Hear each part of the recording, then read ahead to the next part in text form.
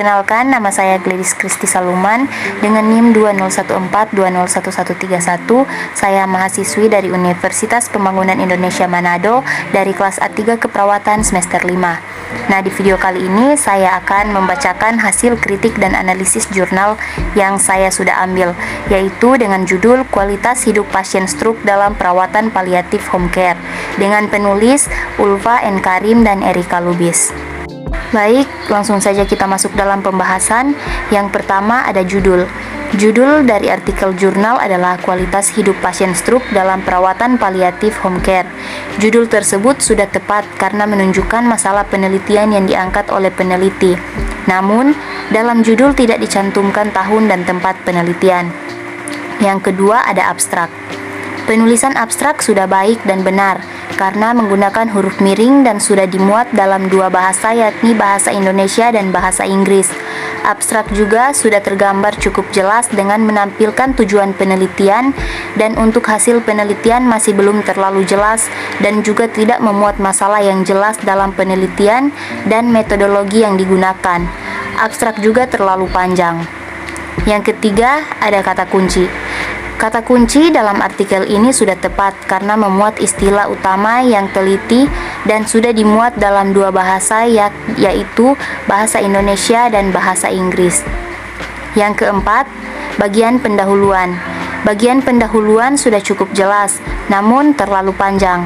Tujuan dari penelitian dalam pendahuluan ini juga sudah tepat karena sudah dijelaskan secara konkret. Yang kelima ada bahan dan metode penelitian.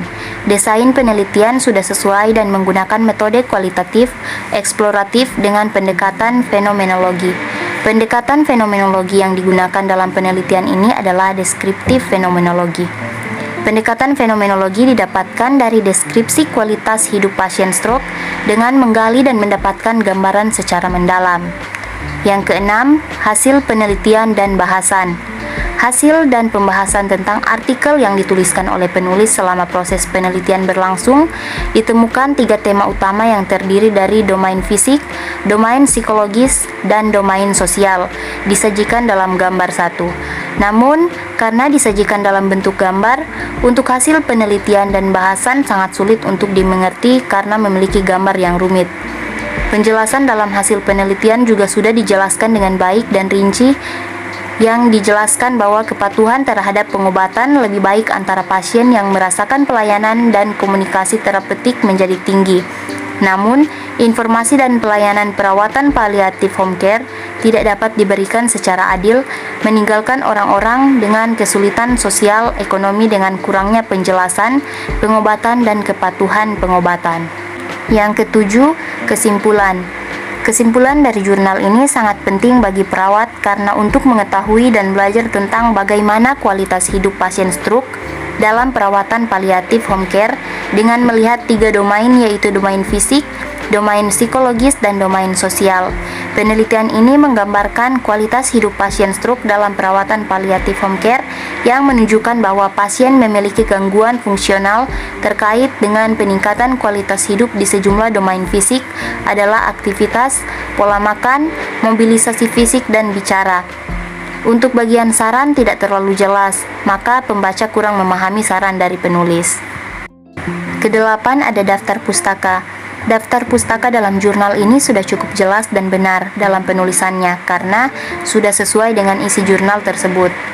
Kemudian kesimpulan, melalui penyusunan kritik dan analisa jurnal dengan judul Kualitas Hidup Pasien Stroke dalam Perawatan Paliatif Home Care, dapat disimpulkan bahwa kelebihan penelitian yaitu menggunakan gaya bahasa yang benar, tata bahasa yang digunakan mudah dipahami dan tidak menggunakan kata-kata singkat.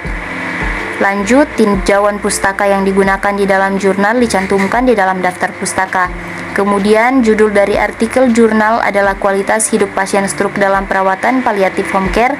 Judul tersebut sudah tepat karena menunjukkan masalah penelitian yang diangkat oleh peneliti. Yang kedua ada kekurangan penelitian. Untuk kekurangan penelitian di sini ada judul tidak dicantumkan tahun dan tempat penelitian. Kemudian masalah dalam penelitian ini kurang terjabarkan dan juga terlalu panjang dan memiliki gambar yang sulit dimengerti. Saran, penelitian lebih lanjut bisa lebih baik lagi dan dapat dimengerti. kemudian dapat memberikan gambar yang lebih mudah dimengerti. Sekian dari saya, terima kasih. Halo guys, bagi teman-teman yang baru lulus SMK ataupun SMA dan masih bingung mau kuliah di mana, eits, jangan salah pilih kampus guys. Aku punya rekomendasi kampus yang bagus, yaitu Universitas Pembangunan Indonesia Manado atau yang biasa disebut dengan UNPI. Nah, kenapa harus UNPI? UNPI adalah salah satu universitas swasta di Manado yang sudah berdiri sejak 2 Oktober tahun 2000 dan saat ini sudah terakreditasi B. Universitas Pembangunan Indonesia Manado sudah menyediakan 6 fakultas dengan 8 program studi, yaitu Profesiners, S1 Ilmu Keperawatan, S1 Ilmu Politik, S1 Ilmu Hukum, S1 Teknik Sipil, S1 Teknik Elektro, S1 Pertanian, dan S1 Sastra Inggris.